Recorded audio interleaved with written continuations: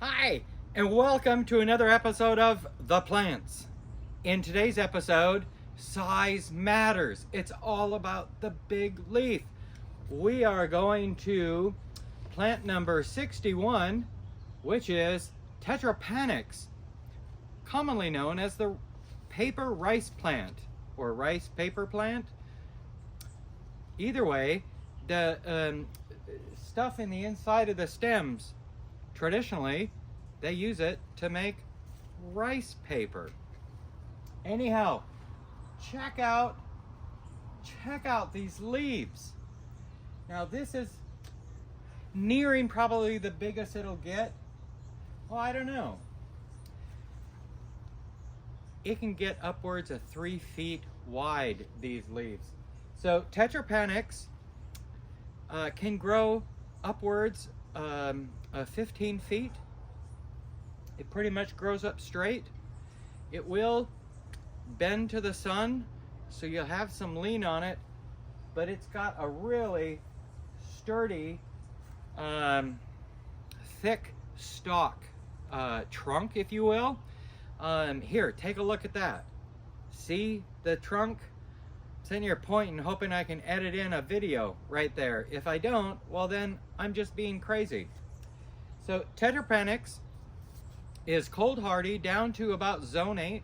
If you're in a lower zone, you're going to want to either grow it in a pot, depending on how cold you get. But if you're in that zone 7-ish, you might just want to mulch that up. Now the neat thing is, if it does freeze down to the ground, it's likely to regrow from a rhizome. So when it comes to propagating Tetrapanax, the most common way to propagate it is by collecting and digging up the little pups, little suckers that grow around it. Now, this plant is native to parts of Taiwan and China, and it can be considered invasive. So make good choices when you're selecting a spot for it to grow, so that it can either spread or that you keep it in check. I planted this as like 15 months ago, last spring of 2024, like in May. It was a little tiny plant. And now look at it. It's over 6 feet tall. I am just amazed. I have already dug up 2 pups and potted and given away. One of them had grown to like that size. And I just noticed another new pup today. Stick around at the end. I will do a little quick video walk around so you can see some of the pups going. So no, that whole, it spreads from its rhizomes, that's real.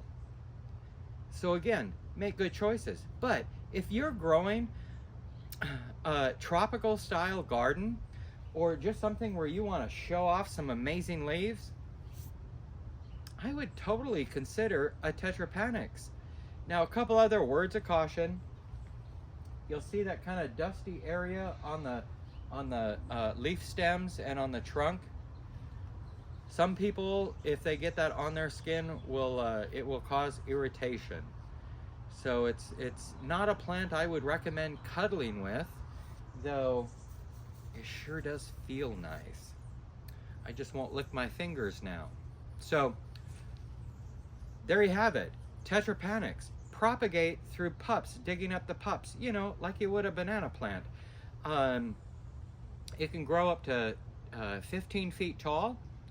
Oh, and I didn't mention, it likes sun to shade.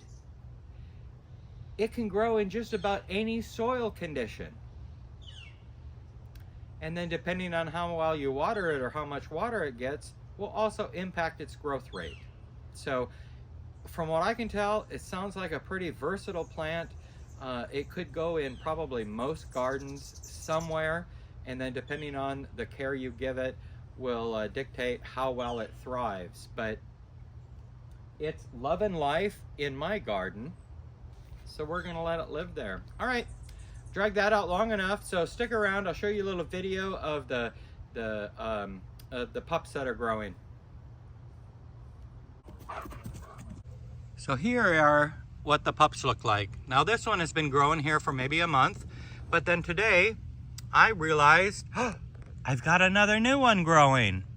So I will be able to pot those up here soon when I have the chance to share with others, because I'm not quite ready for a forest of these guys, but I will have more.